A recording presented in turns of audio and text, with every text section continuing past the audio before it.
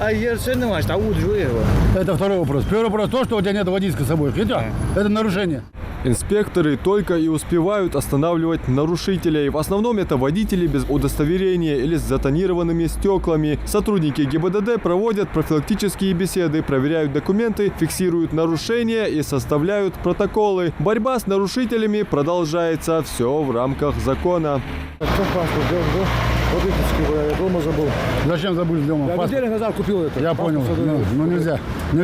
Тумгоев. Тамерлан, у вас нарушение. Без водительского удостоверения это нарушение. Надо водительское с собой иметь. Я понимаю, я вас понимаю. Все понимаю, но нельзя. А почему я лобовой затонирую? Все, пройдем сюда.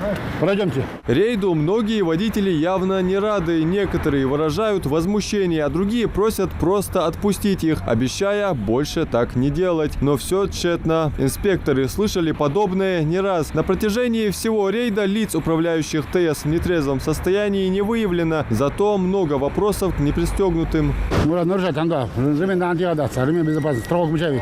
Полис есть страховой? Ремень на то, здесь надо пристегиваться. Проезжающие мимо водители солидарны с требованиями сотрудников ГИБДД соблюдать правила дорожного движения. Признаются, просто устали наблюдать за ежедневными авариями. Каждый на бог жлаттер. Так одеться. Царь дизель, царь нян, царь деяк одеться. Хочу охоту. Сокет шамдартс. Наоборот, ерж бы ужесточить, ерж бы контроль, диктилили ешь. Ага, он огуслал, дедес, укегишнаха.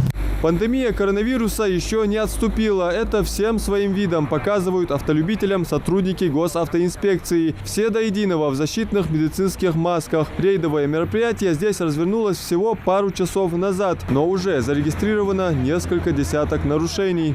Хотелось бы отметить момент, что работа по профилактике ведется ежедневно. К сожалению, сознание нашего населения не меняется, в связи с чем у нас обстановка на сегодняшний день остается очень такой критичной, и ситуация не меняется в положительную сторону. Хотелось бы, чтобы жители не только смотрели на то, насколько сегодня у нас сотрудники, может быть, не могут сделать акцент на определенные участки дороги, ввиду того, что не получается за каждым гражданином у нас наблюдать. Хотелось бы, чтобы проявили гражданскую позицию, осознанность и ни в коем случае, конечно же, не игнорировали правила дорожного движения. Ситуация на дорогах республики остается критичной. Статистика погибших и пострадавших ужасает, тем более, когда погибают находящиеся в салоне ни в чем не повинные дети. Так, 29 октября около 11 часов ночи на федеральной трассе Кавказ произошла авария, в результате которой погибла 36-летняя пассажирка ВАЗ-2115 и ее новорожденный ребенок. Младенцу было 4 дня. Всего за неделю произошло 6 ДТП, 3 погибших и 4 раненых. Если число жертв ДТП на дорогах неуклонно растет, то требования сотрудников ГИБДД по-прежнему остаются неизменными. Не превышать скоростной режим, пристегивать ремни безопасности и не садиться за руль в нетрезвом состоянии. Поберечь себя и окружающих вас людей.